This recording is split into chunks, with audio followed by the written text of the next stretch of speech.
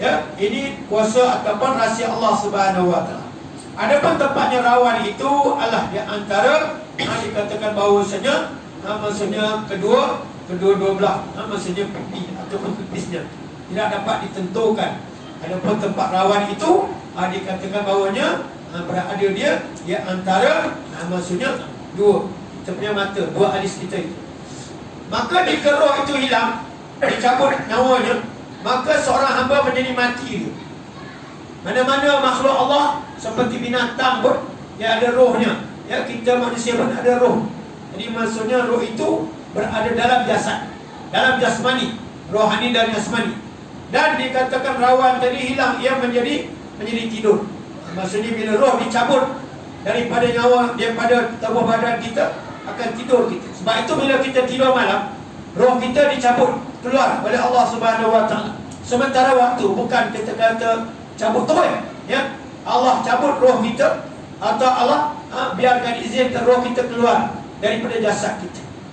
Kemudian roh itu akan pergi ke mana yang dia nak pergi kita tak tahu. Itu yang mimpi macam-macam, pasal malam mimpi sampai pergi ke Qatar tengok Piala Dunia, mana tahu kan?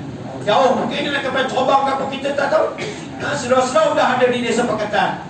Alam tadi ada di Qatar, contoh kan. Jadi maknanya roh ini akan keluar. Bila dia keluar, maka kita tidur. Dan itu yang dikatakan bahawasanya ada ketikanya roh itu tidak dikembalikan Allah kepada jasad orang itu.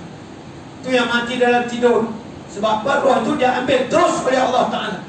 Bagi orang yang tidak mati, dia hidup, roh itu akan dikembalikan kepada jasad.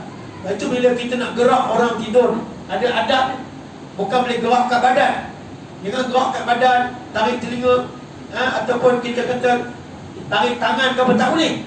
Dia ada cara, ya. Yang antara kaedah yang disebut oleh para ulama, taklah ditarik ibu jari kaki, tarik yang tu. Bila kita nak gerak orang nak tidur, orang tidur nyenyak lah. Kita nak gerak, jangan sentuh badan dia. Nanti dia akan terkejut, dia akan jadi macam-macam. Dia akan mamai, dia akan jadi lemah, dia akan jadi merapu macam-macam. Jadi yang terbaik kata ulama, ambil ibu jari dia, tarik, gerak di situ. Sebab setengah ulama mengatakan itulah tempat masuknya roh kembali setelah dikeluarkan ketika dia tidur.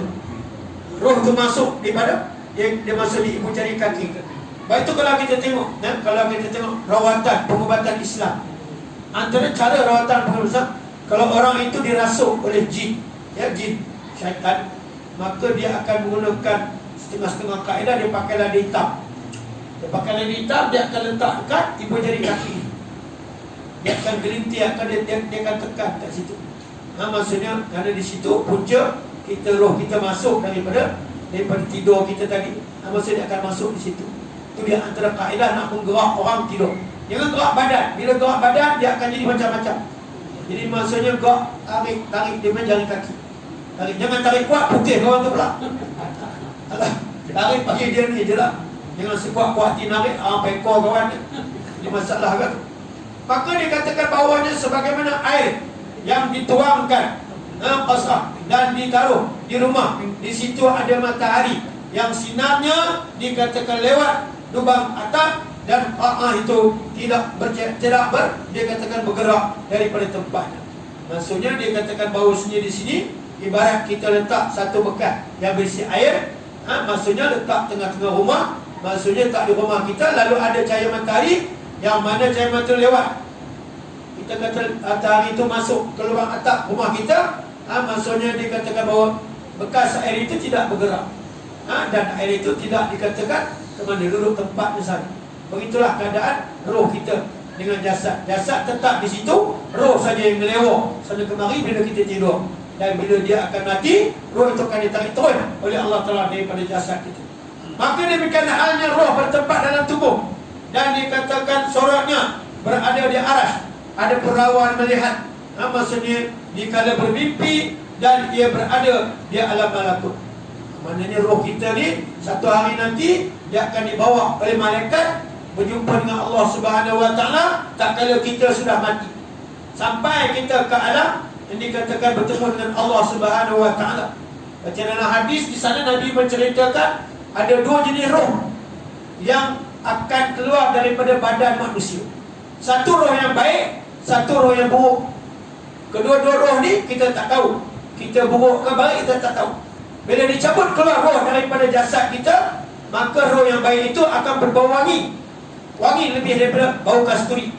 Manakala roh yang jahat atau mati orang itu mati buruk, su'ul khatimah, dia keluar daripada jasad dengan berbau busuk. Tapi kita manusia tak boleh bau. Jangan pula kita pergi bau mayat tu tak boleh bau apa. Sebab yang ni adalah alam ghaib, bukan alam kita.